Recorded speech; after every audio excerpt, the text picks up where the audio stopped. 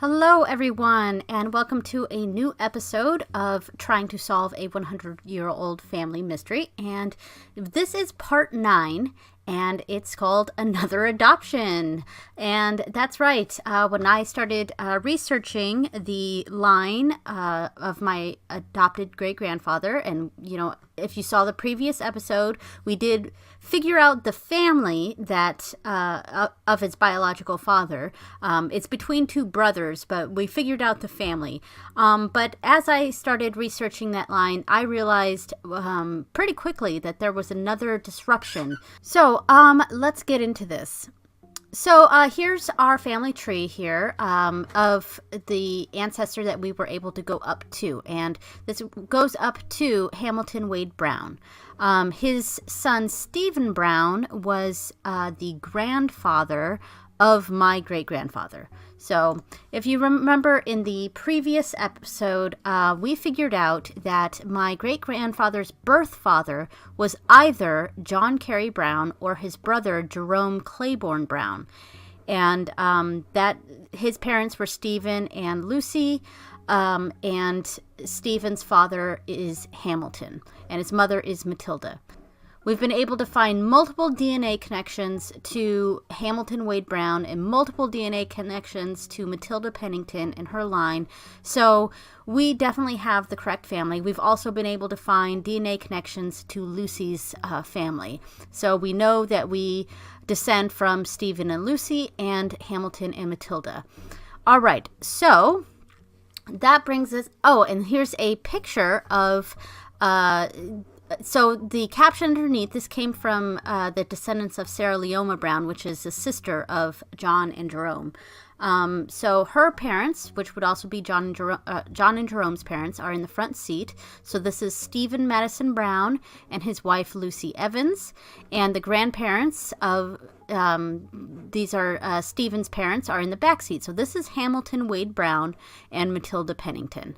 All right. So, if we look at the family tree of Hamilton, trying to find his parents and his siblings and all that, in the records and in other people's trees, we have Claiborne Brown and Sarah Harmon as Hamilton's parents. And so different trees have a different number of siblings here, but in general I find these 5 brothers as Hamilton's brothers here.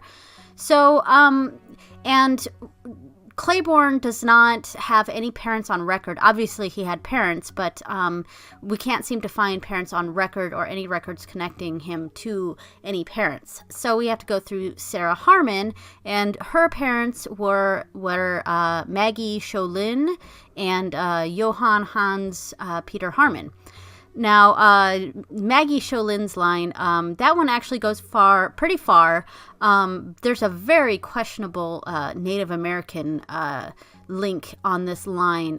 Probably her grandparent or great-grandparent. I can't remember off the top of my head, but lots and lots of trees have this, chief something or other as her, second great-grandfather or something, and I was very suspicious about that because that seems like a story that's told in people's families that turns out to not be true. So I did look into it a little bit, and as I thought, there are many genealogists who hotly debate whether that is accurate, and and it seems like that's probably just a story. So that's a lesson for you. Don't take other people's trees as gospel, because sometimes it's just family lore that's in people's trees.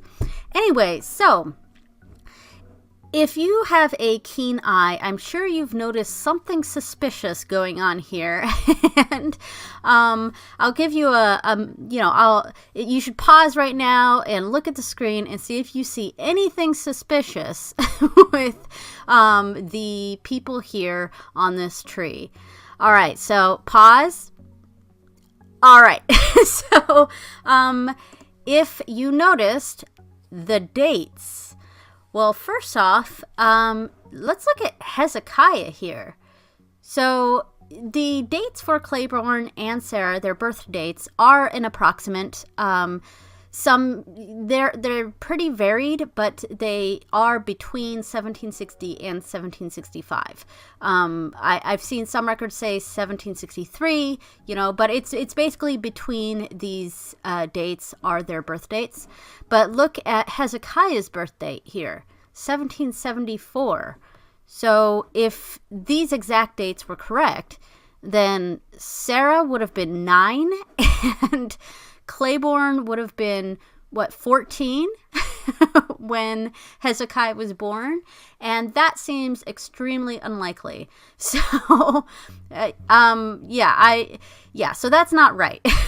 And then we add in, so I circled that. We add in the fact that Claiborne and Sarah, their marriage record on record, lists their marriage year as 1781.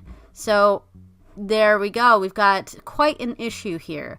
So that's pretty much, showing that Hezekiah probably is not the son of Claiborne and Sarah. My guess is that Hezekiah was actually Claiborne's younger brother, his little brother, and probably lived with them. So I've grayed him out. Now, here's where the adoption issue is coming along here. We have the opposite problem with Hamilton Wade Brown. Hezekiah was way too old, way too old to be Claiborne and Sarah's son. Hamilton was born in 1817. Now look at the birth dates of his potential brothers here. We've got 1785. This is, I'm sure, an approximate, but he could be a twin. I'm not sure. Another 1785. Then we have a 1790 and a 1795. So from 1795 to 1817, that's 22 years. And we've got 1785 up here. That's 32 years to 1817. So that's a big red flag right there. Plus, Claiborne and Sarah would have been in their late 50s by the time Hamilton was born.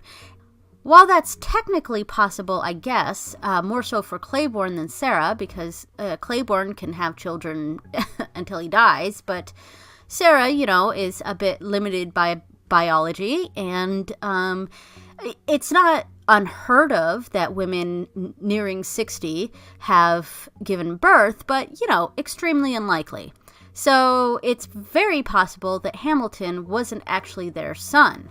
So was he adopted? What's going on? So that's what we're going to look at next. So I am on my uncle's ancestry DNA.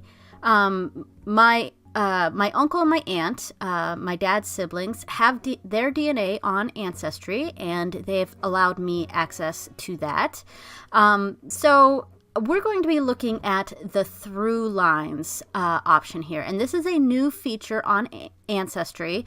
And and so I didn't get to really use the DNA circles back because that was the precursor to the ThruLines.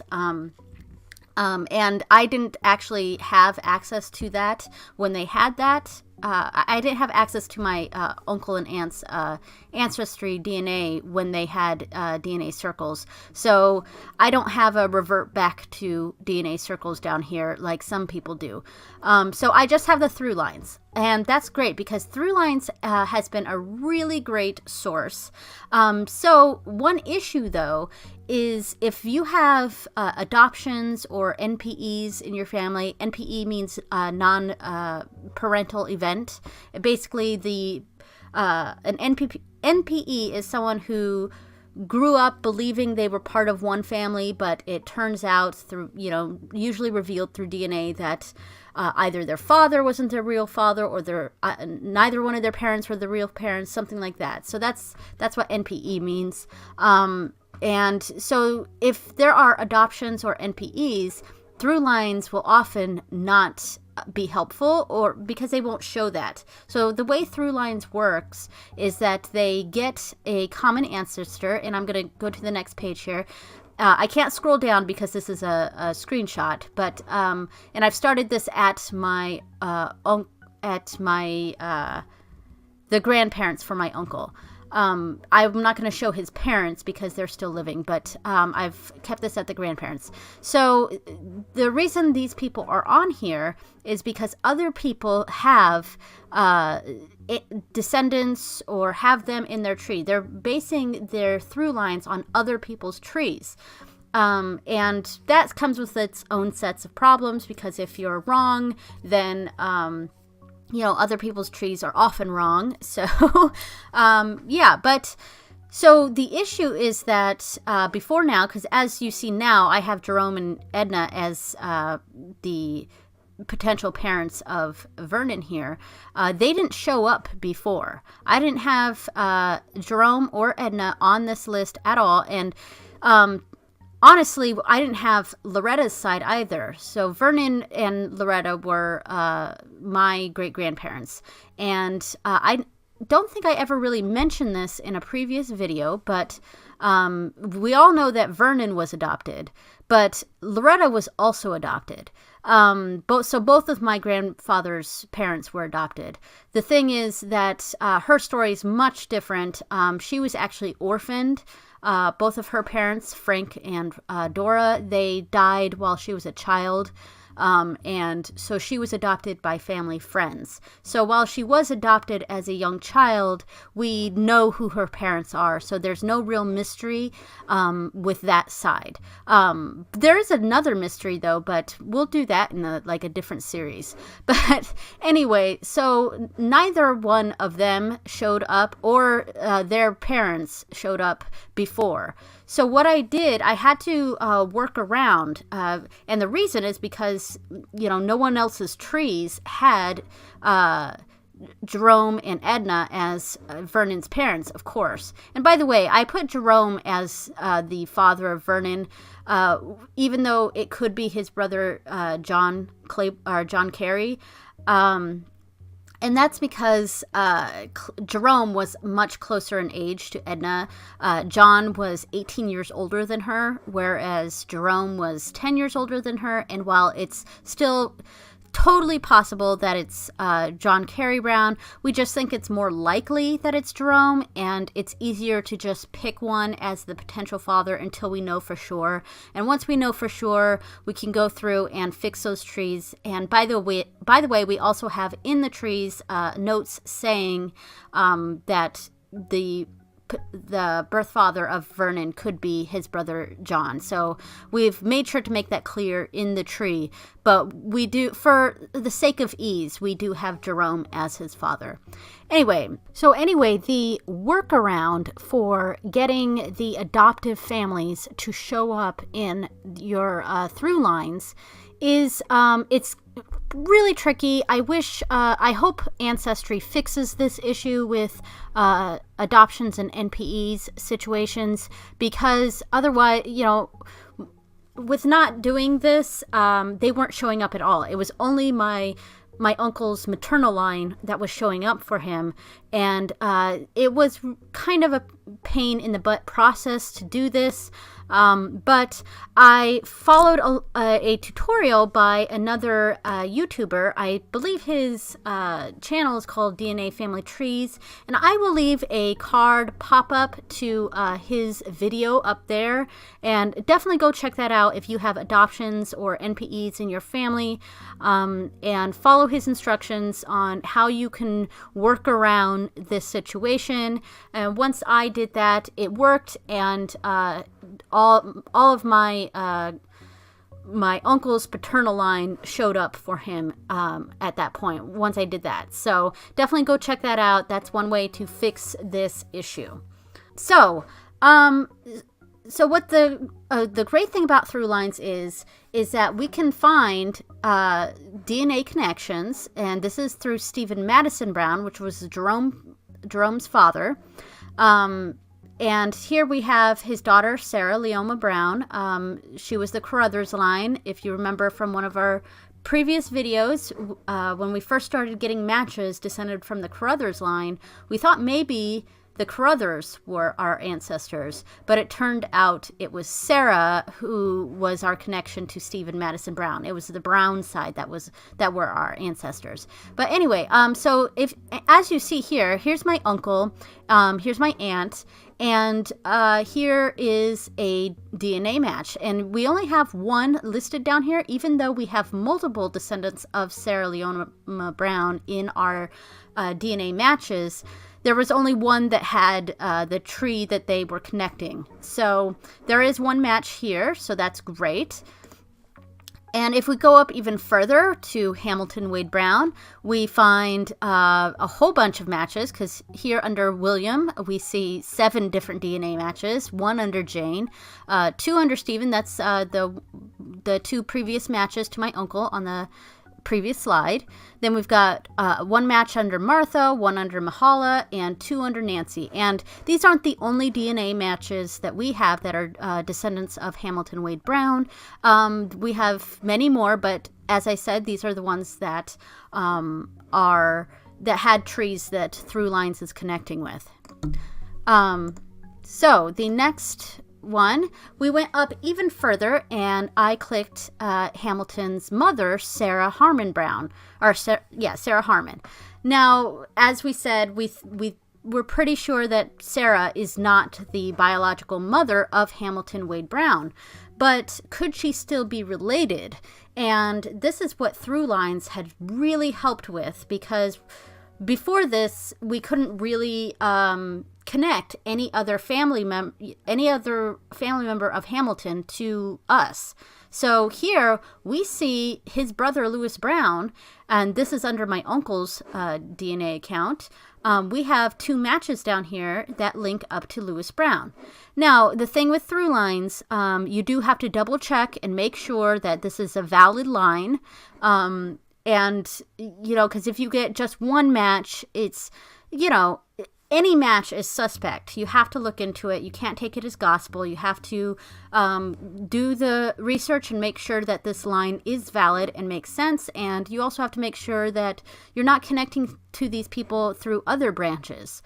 And as you can see, the low CM count, the centimorgans, those are extremely low. That's 6 centimorgans, 7 centimorgans, 6 centimorgans, and a lot of DNA sites will cut off at about 7 centimorgans and not go lower, because you can get more. It's more likely that you'll get false matches once you start getting into the extremely low centimorgan count. However, just because there's a low centimorgan count doesn't mean it's invalid. So we do have 2 matches here that are connected to Lewis, and the branches check out, and that seems pretty valid. And in the next slide, we're going to see my aunt's perspective, and she actually has 3 DNA matches that are descended from Lewis Brown.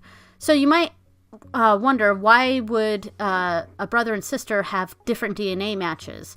And that's because of how DNA works. As we all know, we get 50% from our mother, 50% from our father, and that's halved again each generation back, and it's and then each generation back, it's more of a range of how much you get.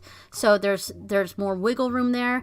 Now, just because we get half of our DNA from our father doesn't mean we're getting the exact same half that one of our siblings gets. So we're getting different parts. There's a lot of overlap for sure, but we're getting different parts of that DNA. So as the generations go through, there's less and less DNA that's being passed down. And for example, I think this one is not on my aunt's match list. So the way DNA was broken up as this trail went on, for some reason, the half that my aunt got did not include this person's DNA. So there you go. And if you see something pretty interesting here, we have a new line. This person, DR, is descended from a Rebecca or Becky Brown. And if you remember from the previous slides, Hamilton didn't have a sister, at least not one on record here. Now, this Rebecca Brown shows up on the FamilySearch.org tree. If you've ever gone to FamilySearch.org, you don't upload a tree there. It's one tree that everyone is working on. It's a one world tree.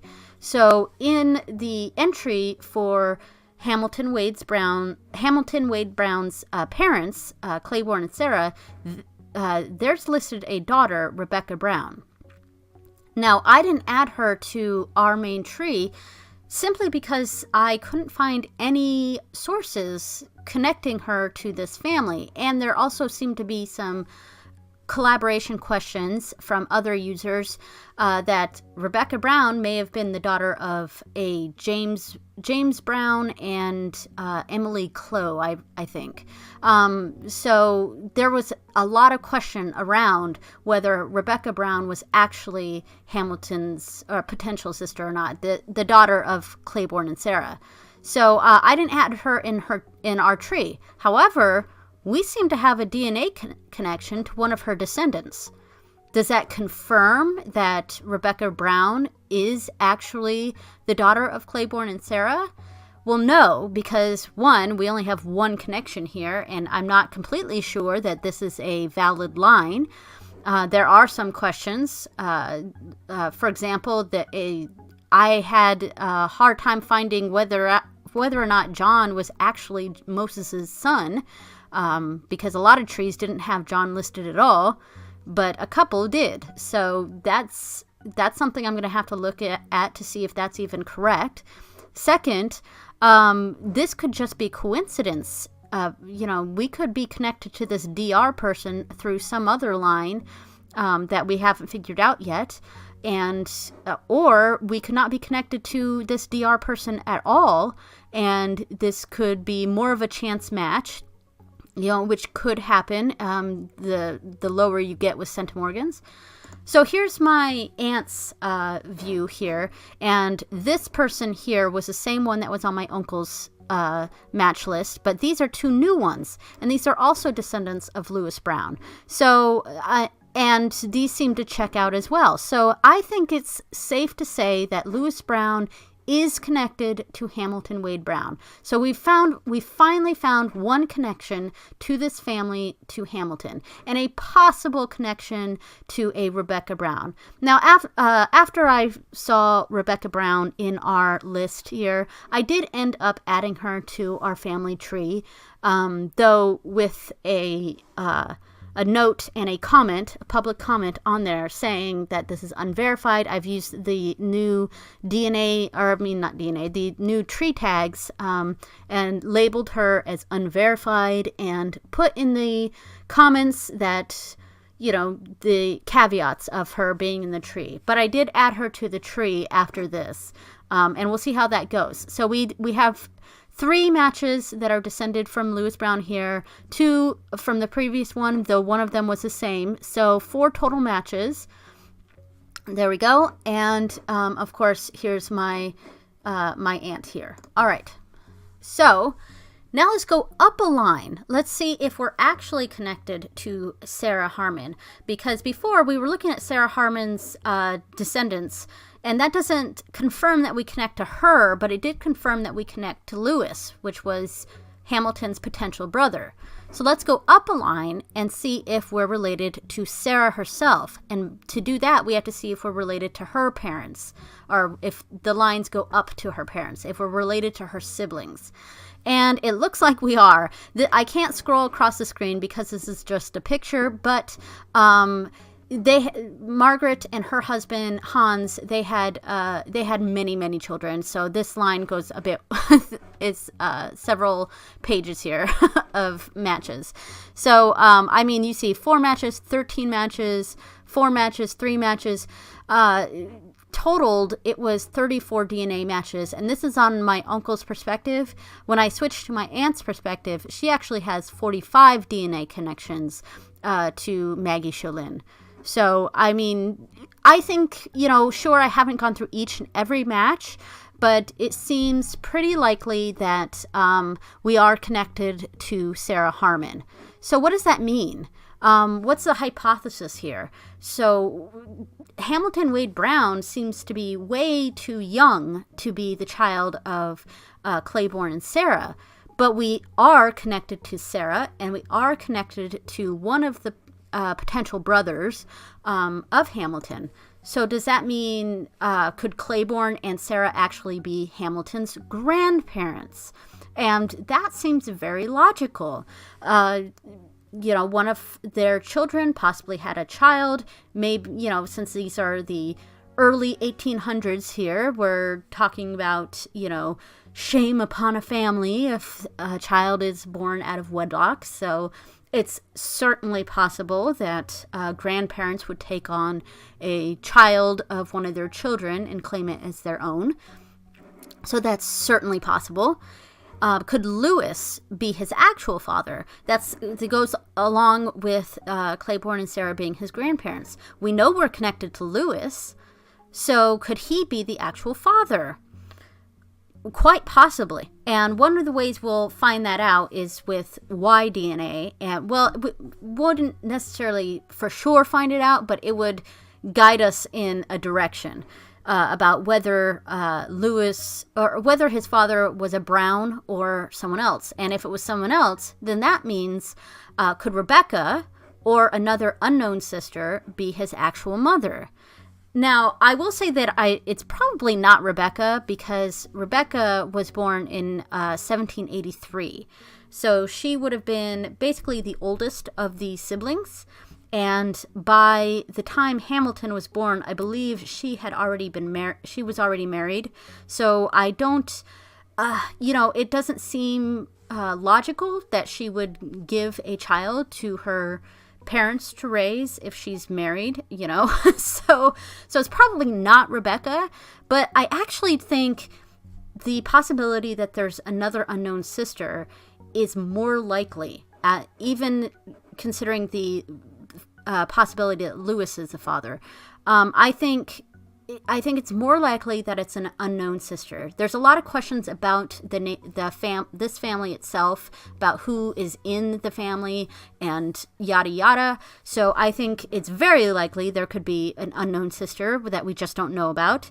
And I'm just thinking about the logistics of it all, because it's more likely that a daughter would, give her baby to her parents than a son doing that, because the woman is the one having the baby, So if Lewis is the father, then who's the mother, and where did she come from, and where did she go? It just makes more sense that it's an unknown sister who's actually the mother. But that's my perspective. There's no, factual information behind that yet. But to me, that's the most likely scenario and what makes sense. So moving on, I've created this little mini tree here. Claiborne, and we've pretty much established that it's more than likely that Claiborne and Sarah were actually Hamilton's grandparents and not his parents. So that means that, and I left this unknown, and that includes the gender, because it could be one of their sons or it could be one of their daughters. So an unknown child of theirs was the parent of Hamilton Wade Brown, and then going further down the line to my great-grandfather. All right, so if you remember from one of my previous videos, I talked about a DNA match that we had on GEDmatch, 23andMe, Ancestry, and MyHeritage.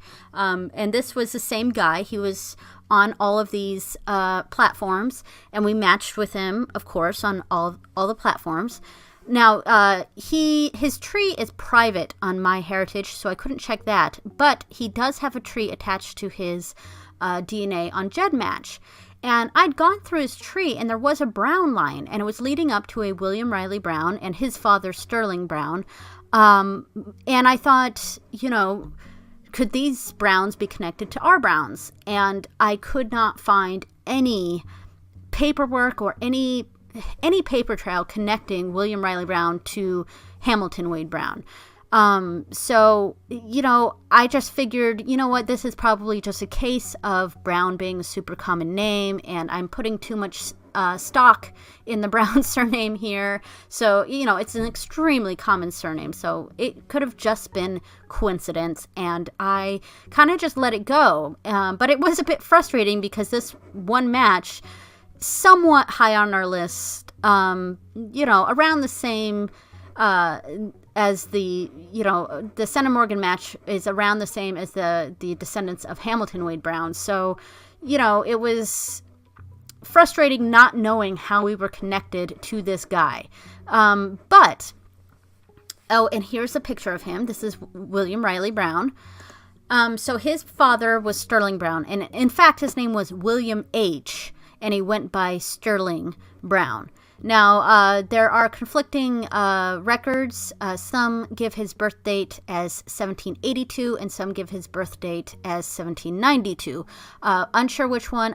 I think it's more likely that it's 92, and the reason I think that is because, he was a bit younger when he had, 92 to 1820 is much less of a jump, and while on record we have the mother of William Riley Brown being an Elizabeth Loudon, and in fact her original surname. Their marriage record said Morgan, Elizabeth Morgan, but I later learned that was the surname of her first husband. Her maiden name was actually Loudon.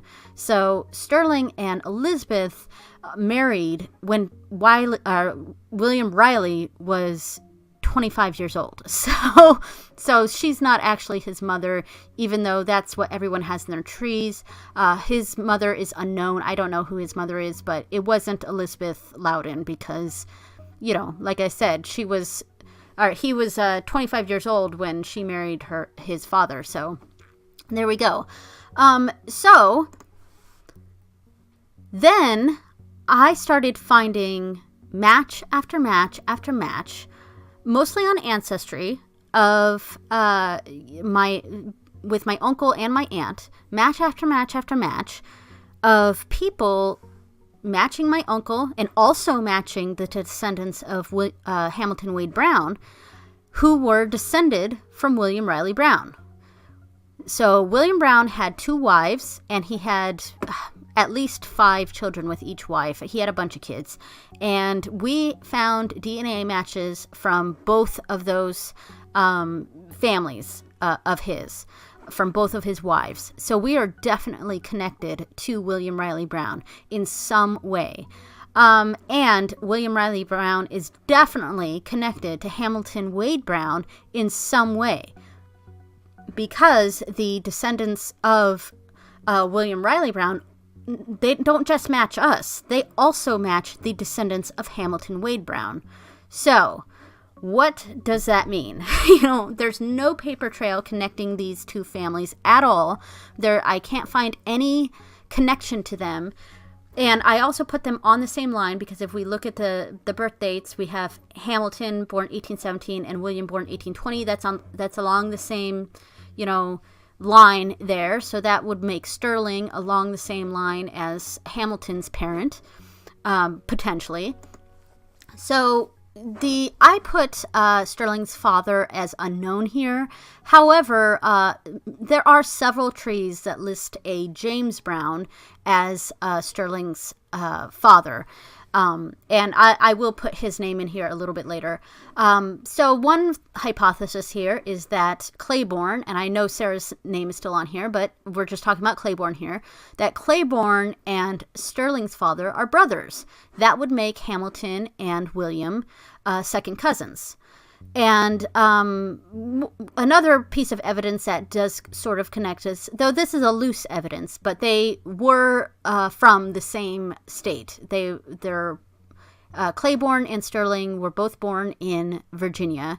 And yeah, so that's where the family kind of started was in Virginia. Hamilton was born in Tennessee. And William Riley Brown, oh gosh, I can't remember I think he was born in Virginia, but then had moved to southern Missouri. So One hypothesis is that Claiborne and Sterling's father are brothers. Another hypothesis is Claiborne and Sterling are brothers. This makes less sense if Sterling's birth date is actually 1792, only because that's a big jump. Remember, Claiborne was born about 1760. That's about a 30-year difference.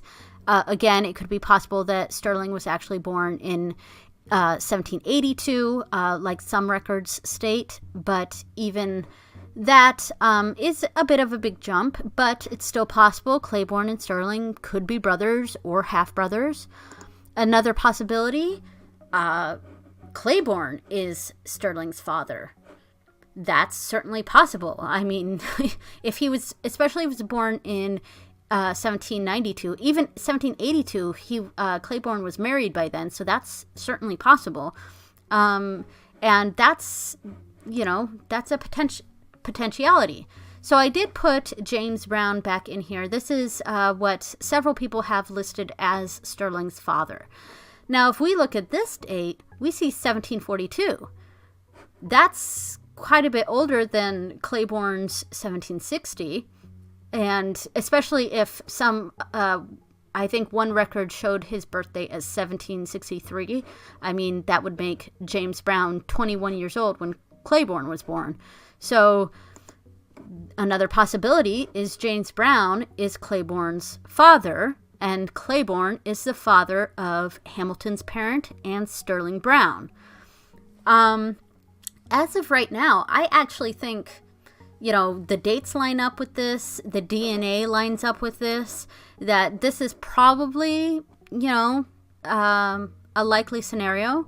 Once we get further back, we're not really going to be connecting DNA-wise with these descendants because we're getting back into the mid-1700s. And these people would not connect to me because I was born in, in 1984. So these are more people that here down that we might see connected to my grandfather, but yeah, so because that's how DNA works, it's degraded as you keep going further back. So I probably wouldn't be connecting with Claiborne Brown, but my grandfather might. And yeah, so I think this is probably more likely here. I think that this family of Sterling Brown is, well, definitely they are connected to the family of Hamilton Wade Brown. It's just a matter of finding out how. So I think this is very likely. It's also potentially likely that it's Claiborne Brown and a sibling as the father of Sterling here. But yeah, I think this makes a lot more sense. There's no paper trail confirming this. We just have DNA right now, and this seems like a likely trail. So, where does that leave us? So, this has been a long video. Sorry about that. But, so next episode, we're actually going to start talking about whether my dad's Y12 results, he's already taken his Y12 test with Family Tree DNA, and we have connected with an overwhelming surname. Is that the Brown family, or is that a different surname? And if it's a different surname, then what does that mean? Does that mean Hamilton's father was this new surname, or could it be further back?